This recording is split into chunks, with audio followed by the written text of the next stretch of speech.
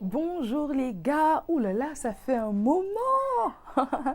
Non, rassurez-vous, je ne vous ai pas laissé tomber, c'est juste qu'entre-temps, il s'est passé beaucoup de choses, mais je suis de retour et nous allons enfin parler de ce sujet que j'avais annoncé déjà depuis un bon moment. Je le rappelle rapidement, il fallait qu'on parle du comportement de nos différents employeurs. Mais avant de rentrer dans le vif du sujet, si tu me rencontres pour la première fois, eh bien sache que je suis Farida Mustafa, coach formatrice en art oratoire et en prise de parole en public, présentatrice d'émissions et responsable de l'Académie de l'éloquence. Ceci étant dit, place à la vidéo. Alors, d'entrée de jeu, pour vous, on travaille pour quelqu'un ou on travaille avec quelqu'un.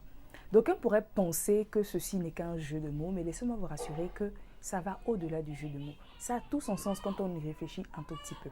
Alors, quand on dit qu'on travaille pour quelqu'un, qu'on travaille pour son employeur, qu'on travaille pour son boss, pour son chef, vous conviendrez avec moi qu'il est complètement normal que justement ce chef ou ce boss vous traite comme il veut, qu'il vous traite mal, qu'il vous dise des propos déplacés, qu'il vous humilie de temps à autre, qu'il ne vous juge pas à votre juste valeur.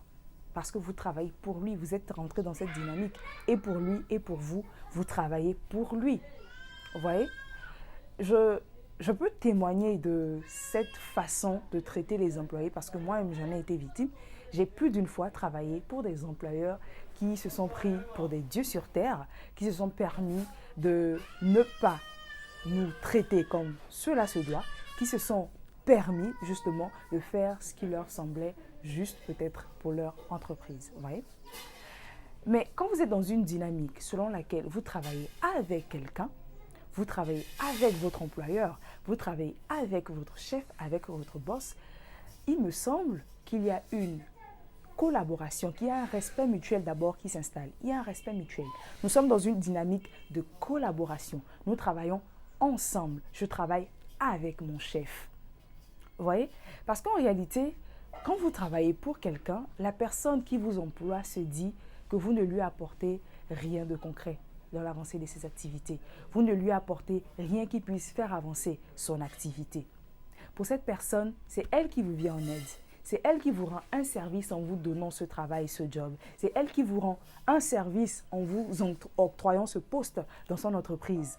Pourtant, en réalité, pour ma part, quand vous travaillez avec quelqu'un, c'est vous qui mettez quelque chose sur la table, tout comme l'employeur qui met quelque chose sur la table. Vous, ce que vous mettez sur la table, c'est bien sûr votre expérience, votre expertise, votre temps, votre savoir-faire, vos compétences qui sont mises sur la table.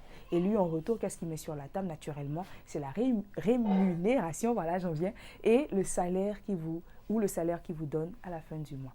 Comme on dit, c'est donnant, donnant. J'apporte quelque chose à votre entreprise et vous, ce que vous m'apportez en contrepartie, c'est une rémunération, c'est un salaire. En réalité, vous ne me faites pas une faveur quand je travaille pour vous, sinon quand je travaille avec vous. Comme je l'ai dit à l'entame de mon propos, ça paraît tellement simple, ça a l'air d'un jeu de mots, travailler avec quelqu'un, travailler pour quelqu'un, mais réfléchissez-y un tout petit peu, vous allez comprendre que ça prend tout son sens. Surtout quand cet aspect est bien incrusté dans la tête de l'employeur et de l'employé, quand les deux parties comprennent qu'en réalité c'est une collaboration, c'est un partenariat, c'est un travail d'équipe parce que nous avons pour ambition de partager la même vision, de pouvoir atteindre des objectifs communs, c'est normal qu'on dise qu'on travaille ensemble. Vous voyez?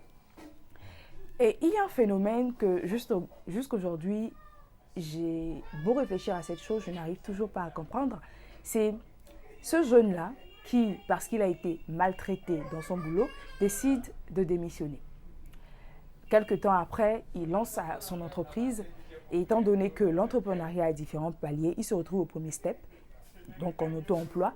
Et au fur et à mesure que l'entreprise évolue, il se rend compte qu'il a besoin de collaborateurs, il se rend compte qu'il a besoin de s'entourer de personnes pour l'aider justement à faire avancer son entreprise. Il s'entoure donc d'une équipe, mais au finish, on constate que ce même jeune qui a été dépité parce qu'il a été maltraité, finit par traiter ses collaborateurs de la même manière qu'il a été.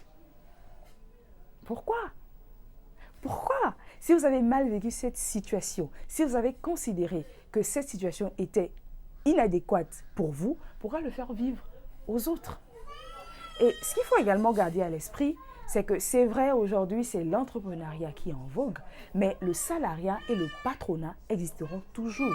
Parce que comme toute autre chose, le salariat a peut-être ses inconvénients, mais il a également ses avantages. Donc, nombreux sont ces personnes qui voudront encore rester dans le salariat. Vous voyez?